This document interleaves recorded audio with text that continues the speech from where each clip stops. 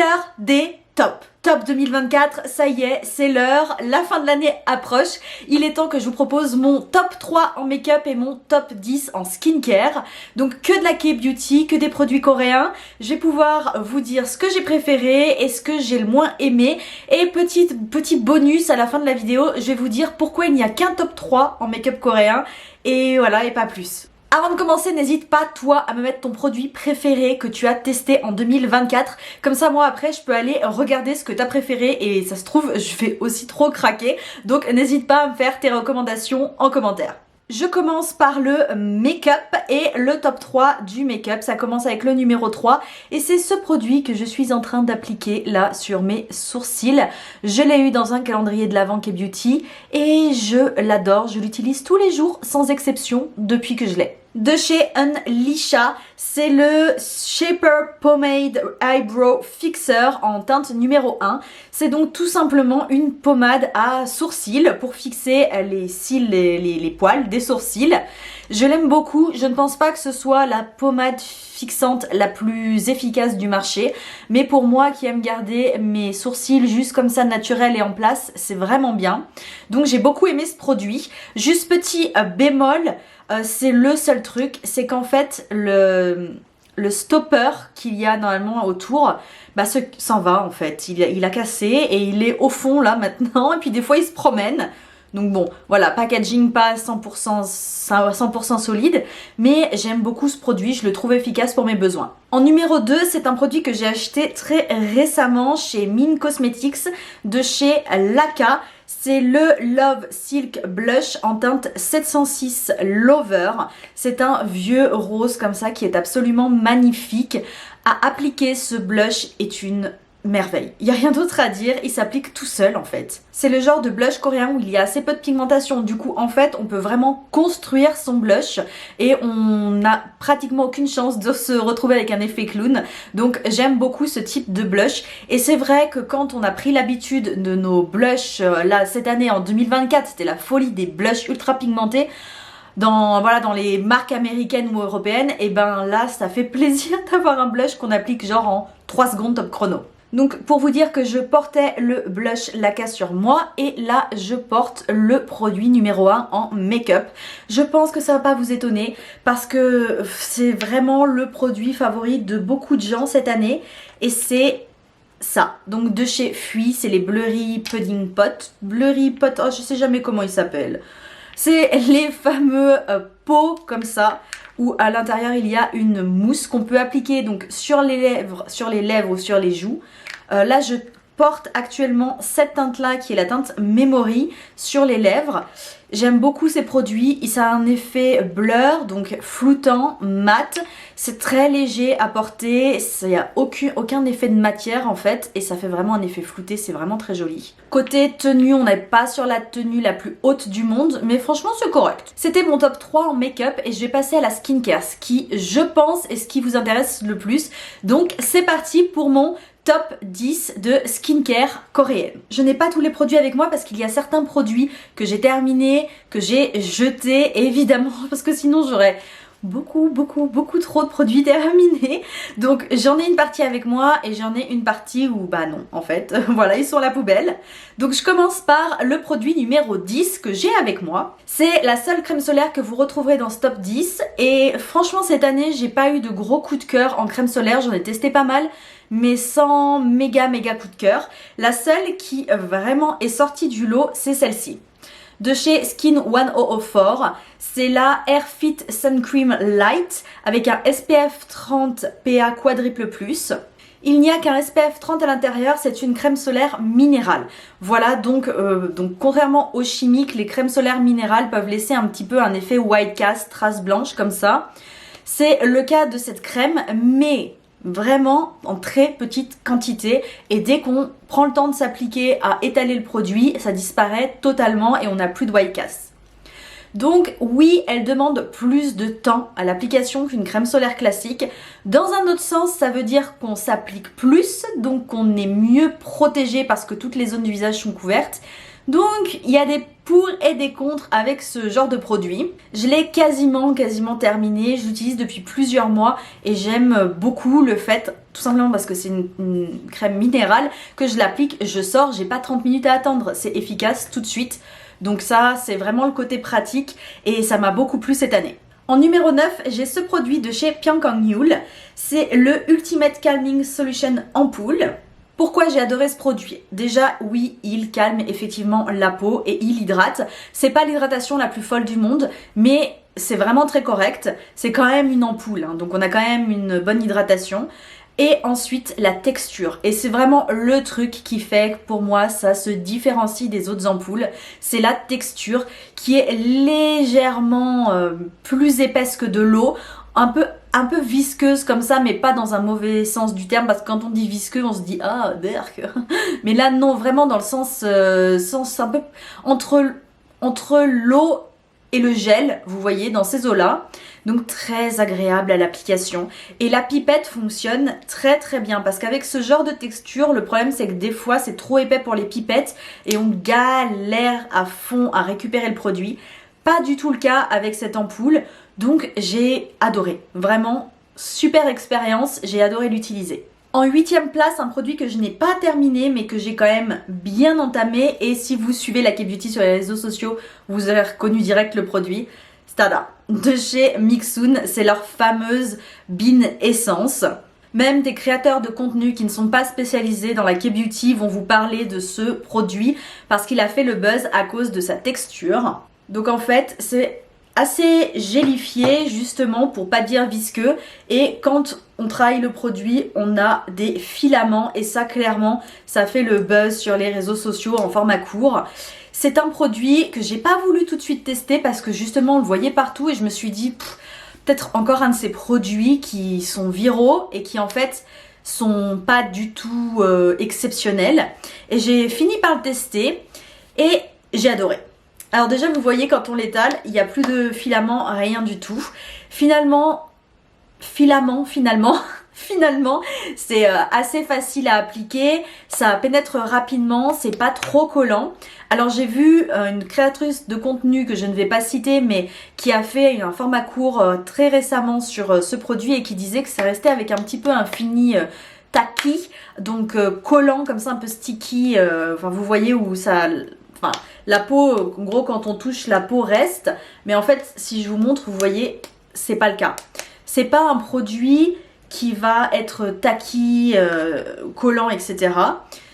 C'est un produit qui est super bien pour plusieurs raisons et si vous avez plusieurs envies, plusieurs objectifs. Déjà, oui, il fait une assez bonne base pour le make-up, parce que il vient lisser la peau. Il apporte vraiment un côté lissant à la peau et ça efface les pores et tout ça. Enfin, c'est vraiment impressionnant le côté floutant, lissant qu'il peut laisser. Donc c'est un beau produit à utiliser le matin avant de se maquiller en fait. D'ailleurs, je ne l'utilise que comme ça, que le matin avant ma crème de jour. Expérience d'utilisation fun avec les filaments, c'est marrant à utiliser. Il fait un côté floutant, il n'est pas particulièrement hydratant par contre. Peut-être qu'il peut potentiellement être un petit peu agressif pour les peaux les plus sensibles, je dirais attention, méfiez-vous. Et encore, si quelqu'un l'a testé et a la peau très très sensible, n'hésitez pas à partager l'expérience. Mais voilà, c'est un bon produit, j'ai vraiment aimé l'utiliser. Le prochain produit, je vous mettrai une photo juste là parce que je ne l'ai plus, je l'ai terminé et je l'ai jeté. C'est de la marque Meisani et c'est la crème au concombre. Cette crème est absolument parfaite pour toutes les personnes qui ont la peau normale, mixte et grasse. C'est une crème qui est très rafraîchissante à l'application, qui a une texture gel qui pénètre extrêmement rapidement et qui n'est pas du tout collante. Et surtout, ça apporte un vrai boost d'hydratation. Donc vraiment super pour ces types de peau. Pour toutes les peaux trop déshydratées ou trop sèches, je ne suis pas sûre vraiment. Après, c'est normal aussi que pour moi ça me plaise puisque j'ai la peau normale à mixte. Donc c'est le genre de produit qui peuvent me convenir. J'ai vraiment beaucoup aimé cette crème, c'est le genre de crème que je vais carrément racheter parce qu'elle est vraiment bien. D'ailleurs, je vous présente 2 crèmes dans cette vidéo et les 2 crèmes, c'est les 2 crèmes en fait en y repensant comme ça, je les rachèterai. Je ne parlais pas du produit que je vous présentais maintenant qui est donc le numéro 6. C'est de chez Claire's. Ce n'est pas vraiment une crème, c'est pour ça que voilà, c'est pas tant une crème qu'un masque, qu'un sleeping mask, qu'un truc un peu hybride, voilà, un peu fourre-tout. Voilà de quel produit je parle, c'est donc de chez Dear Claire's, le Freshly, je vais pas y arriver, Freshly Juiced Vitamin E Mask. C'est un masque à la texture assez particulière parce qu'en fait, quand on y plonge le doigt, ça fait des trous, mais ensuite la texture redevient toute lisse. Pour ceux qui ont des problèmes avec le parfum, je vous le dis tout de suite, c'est un masque qui a un parfum assez fort quand même. Je l'aime beaucoup, je l'utilise le soir en fait en guise de crème de nuit. C'est une sorte de crème de nuit plus, mais pas au point d'un sleeping mask je dirais. C'est entre la crème de nuit et le masque de nuit. Alors officiellement c'est un masque, hein, officiellement, mais qui s'utilise comme une crème normale. C'est pour ça que je vous dis que c'est un peu un produit hybride qui peut être porté à confusion un petit peu. Bon, moi je vous dirais... Si vous devez craquer, utilisez-le comme une crème de nuit qui apporte plus d'hydratation qu'une crème de nuit normale. J'aime beaucoup ce produit, déjà l'expérience, comme je vous disais, ce côté crème gélifiée comme ça, c'est très sympa. Perturbant au début, mais très sympa. Et j'aime bien que ça apporte de l'hydratation tout en étant extrêmement fin au niveau de la texture. C'est du gel qui se transforme en eau en fait. Donc c'est vraiment très agréable. Excellente crème. D'ailleurs, je vous dis tout de suite, Claire's, ça a été pour moi, j'ai testé que 2 produits cette année et les 2 produits sont dans cette liste de top 10. Le prochain produit, je ne l'ai pas, c'est un masque, un vrai masque pour le coup. Un masque de chez Mary & May et un vrai sleeping mask plus précisément, donc un vrai masque de nuit. C'est le fameux masque de nuit que je vais vous mettre à l'écran aussi puisque je ne l'ai plus. C'est le masque de nuit avec les petits bouts de fleurs à l'intérieur, que c'est magnifique, absolument magnifique. C'est un masque qui vient hydrater en profondeur. J'aime beaucoup ce produit. J'ai pas encore pu avoir l'occasion d'acheter la version grand pot puisque moi j'ai testé la version miniature de 30 ml je crois, donc c'est déjà une très belle miniature. Et j'attends un petit peu et je vais acheter la version en grand pot parce que j'ai vraiment beaucoup aimé ce masque de nuit. Il hydrate bien, il est beau, il sent bon et qu'est-ce qu'il y a à dire d'autre? Pas grand chose, mis à part qu'il est vraiment bien et que j'ai adoré le porter. En 4, c'est une découverte récente et c'est devenu mon baume démaquillant préféré. Je l'utilise en ce moment, c'est ce baume là de chez Tir. C'est le Hydro Boost Enzyme Cleansing Balm. C'est un pot que j'ai là de, je ne me souviens jamais de combien de grammes il fait, 120 grammes, donc c'est pas mal. Packaging ultra simple, comme je vous dis, je l'utilise donc c'est un peu sale. Et en fait, c'est vraiment un baume tout blanc, classique, basique, sans parfum. Vraiment, il est semblerait-il basique. Et d'ailleurs, quand je l'ai ouvert la première fois, je me suis dit, il a l'air bien. Mais je m'attendais à un truc un peu plus au niveau du packaging, un peu plus innovant ou un petit truc en plus, vous voyez. Et il est au niveau du packaging, au niveau de la texture très basique, mais le produit en lui-même est vraiment bien. Si vous me suivez depuis longtemps, vous savez que j'ai les yeux très sensibles, donc tout produit démaquillant qui pique, je ne peux pas les utiliser du tout. Et là j'ai été surprise parce que il est efficace, il démaquille vraiment bien, même les maquillages les plus chargés. Il ne pique pas du tout les yeux.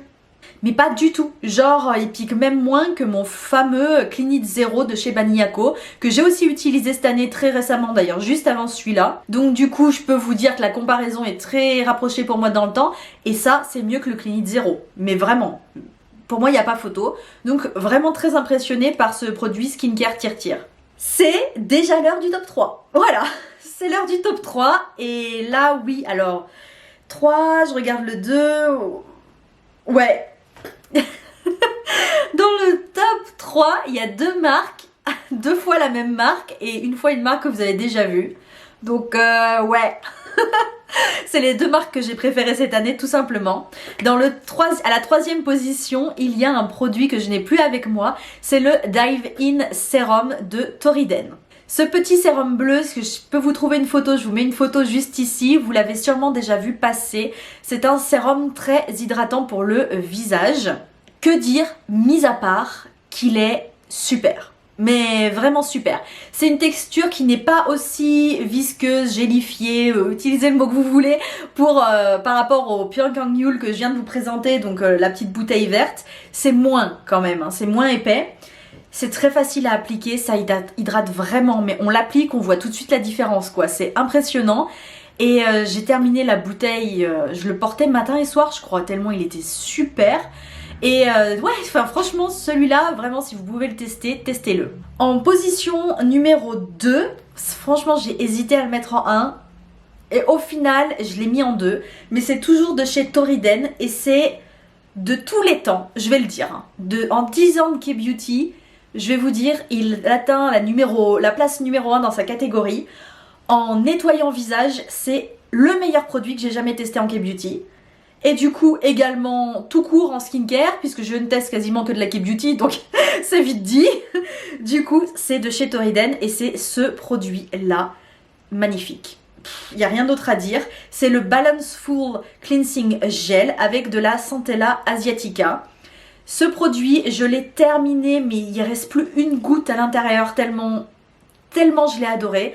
C'est pareil, c'est un produit qui n'est pas du tout agressif. La Centella, c'est un ingrédient qui vient apaiser et là, c'est vraiment très efficace. C'est pas agressif, c'est aussi un produit qui est très économique parce qu'en fait, la pompe a été conçue pour qu'on ne puisse l'activer qu'une seule fois. Donc, en fait, on l'active une fois, après elle se bloque. On a donc une certaine quantité sur la paume de la main et avec cette quantité, c'est largement suffisant pour faire le visage et le cou. Si on veut en mettre plus, la pompe va devoir se réactiver, donc il faut attendre un petit peu pour pouvoir mettre une deuxième pompe, voilà. Et il n'y a pas besoin en fait de la deuxième pompe, il n'y a vraiment pas besoin. Donc une pompe suffit, résultat ça vous fait 6 mois, voire 8 ans, vraiment. En sachant que moi je l'utilisais une fois par jour et ça m'a mis, je crois que ça m'a mis 8 mois avant que je le termine. Juste trop bien. Mais vraiment, j'ai adoré. Je vais pas en dire plus parce que j'ai plus rien à dire. Mais vraiment, si vous tombez dessus, sautez. Vraiment, sautez sur l'occasion. Le produit numéro 1, je ne l'ai plus, je l'ai terminé. C'est de chez Dear Klairs et c'est la Midnight Blue Cream. Oui, je vous en ai déjà parlé cette année. Effectivement, c'était dans une de mes vidéos produits terminés. Cette crème est juste magique. Elle est géniale. Donc, c'est donc plutôt une crème de nuit. Mais c'est une crème de nuit qui est quand même très hydratante. Et surtout, elle a une texture parfaite. Tout comme on veut. Ni trop fine, ni trop épaisse, qui pénètre rapidement, qui hydrate en profondeur. Juste magnifique. Il n'y a rien d'autre à dire. Si vous tombez dessus, elle est un peu chère. Je reconnais que là, Klairs, de toute façon, c'est une marque qui est chère. Hein. Là, il n'y a pas d'autre chose à dire. Elle est un peu chère, mais elle est vraiment bien. Vraiment bien. C'est le prix qui m'avait retenu de tester cette crème pendant toutes ces années. Et presque je regrette de ne pas avoir craqué plus tôt parce qu'elle est vraiment bien.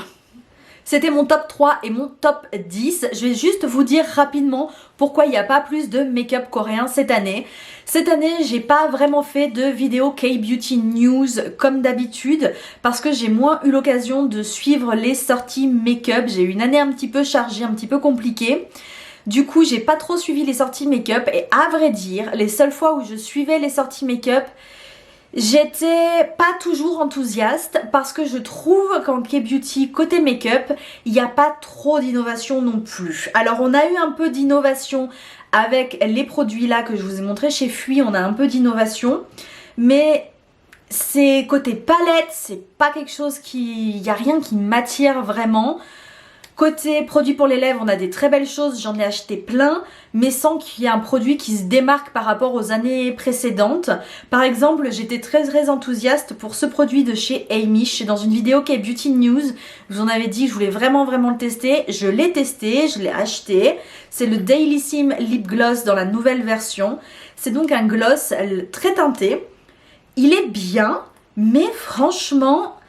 les swatchs avaient l'air tellement exceptionnels que quand je l'ai acheté, quand j'ai pu le porter à plusieurs reprises pendant plusieurs mois, rien qui me fasse vibrer. Et c'était tout un petit peu comme ça. C'était tout bien, voire bien, vous voyez, mais il n'y avait rien d'excellent.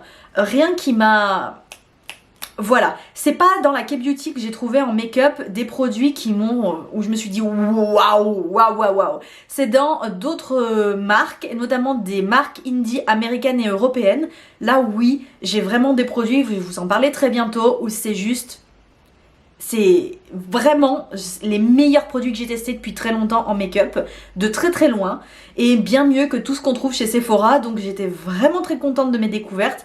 Mais du coup en K-Beauty, j'ai trouvé que c'était un petit peu en dessous cette année. C'est tout pour cette vidéo, j'espère qu'elle vous aura plu. N'hésitez pas à me partager encore une fois vos produits préférés en commentaire, et ou alors venez me retrouver sur Instagram pour qu'on en parle en message privé, il n'y a aucun souci. Et moi je vous dis à très vite pour de nouvelles vidéos. Bye!